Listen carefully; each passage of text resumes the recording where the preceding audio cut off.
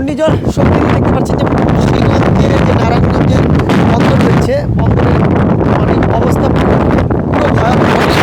এটা হচ্ছে ধলেশ্বরী নদী, আর এই মুহূর্তে আছে হচ্ছে মুন্সিগঞ্জ লঞ্চ ঘাটে। আর চাঁদপুরের সর্বপ্রথম লঞ্চ ছেড়ে যাচ্ছে, এটা হচ্ছে ময়ূরপঙ্খ। আরেকটি লঞ্চ ছেড়েছে প্রায় জেলা বলা হচ্ছে আপনার নৈপতি আর ছেড়েছে, লঞ্চ ছেড়ে যায়নি।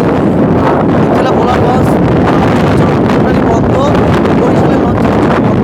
এখন এই মুহূর্তে দেখেন ঘূর্ণিঝড় শক্তির প্রভাব পড়েছে। আর কাল ঘূর্ণিঝড় শক্তি আঘাত আনতে পারে। আর হাতিয়া প্রচণ্ড ভয়াবহ অবস্থা। আর নদীতে এখন প্রচণ্ড বাতাস হচ্ছে, যে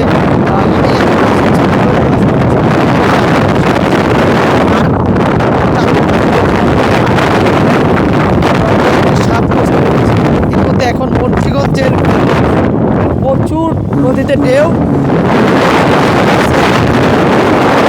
সব যে মালবাহী জাহাজ রয়েছে আপনার ডুবো করে রাখছে। যে নারায়ণগঞ্জে বন্দর রয়েছে, বন্দরে পার হচ্ছে।